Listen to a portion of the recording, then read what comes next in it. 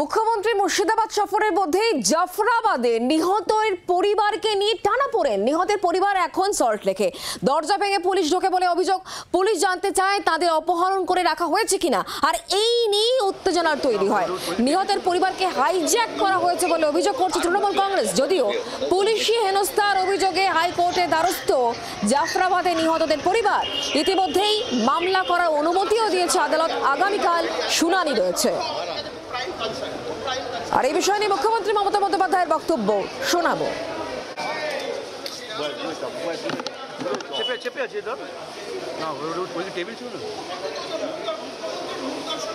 আমি নয়, দুটো পরিবারের সাথে দেখা করে 10 লক্ষ টাকা করে আমাদের কমিটমেন্ট ছিল, হাতে তুলে দিয়ে আসতাম। তো আপনারা লুকিয়ে নিয়ে গেলেন কেন? এটা কিডন্যাপিং করে নিয়ে যাওয়া নয়, কাউকে নিয়ে যাওয়া। তাদের দিয়ে কালকে আমাকে খুব গালাগালি দিয়েছেন। দিনরা আমায় গালাগালি দিলে আমার গায়ে ফোসকা পড়বে না, বাট যারা দাঙ্গা করেছেন তারা বুঝে রাখুন, আপনারা করছেন দাঙ্গা আর গালাগালি খাচ্ছি আমি। কেন? আমি কি আপনাদের কাউকে বলেছি কেউ কারো বিরুদ্ধে দাঙ্গা করুন? আর বিএসএফ বা কেন গুলি চালিয়েছিল? বিএসএফ যদি গুলি না চালাতো পরের দিনের ঘটনা ঘটতো না, এটা আমার দৃঢ় বিশ্বাস।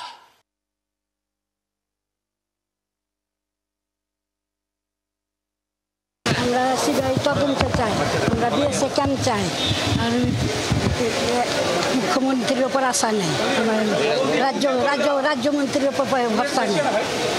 বলছেন যখন পুলিশ সব চেঞ্জ করা হয়েছে এখন না, তা ভরসা নেই। আমরা বিএসএফ কেন চাই। পুলিশ কি ইচ্ছা করে এসে কালকে দরজায় লাগলো? হ্যাঁ, ওই বাড়ি তো ভাঙচুর করলে আমাদেরকে দেখে সবকে বলছে কি বাহির হতে বলছে, না হলে দরজা ভেঙে দেবো। দরজা ভাঙচুর করে ফেলে দিলে বলছে এখানে সব লোক আছে।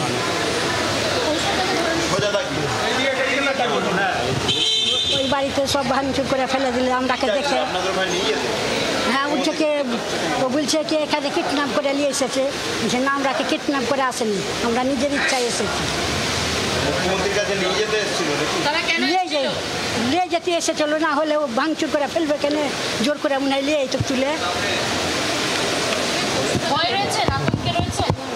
এখন তো ভয় এদের কাছে আছে, এখন তো ভয় নেই। পুলিশ তদন্ত করলে কি সত্যিটা বেরোবে না? ওই তদন্ত করছে, তদন্ত তো করে না।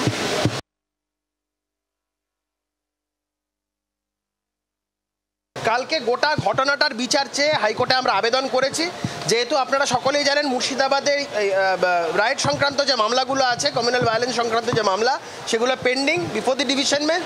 আজকের আমাদের এই মামলাটার লিমিটেড পারপাস সেটা হচ্ছে ইস্ট বিধাননগর পুলিশ স্টেশনের এই যে কার্যকলাপ, তাদের যে এইভাবে কালকে এসে এই দরজা ভাঙচুর করা এবং পুলিশের যে অতি সক্রিয়তা, এই জায়গাগুলো মূলত আমরা বলবো কোর্টের কাছে, এবং এই পরিবারের সুরক্ষার কথাও আমরা কোর্টের কাছে বলবো। বাংলার আওয়াজ, বাঙালির আবেগ, জি 24 ঘন্টা।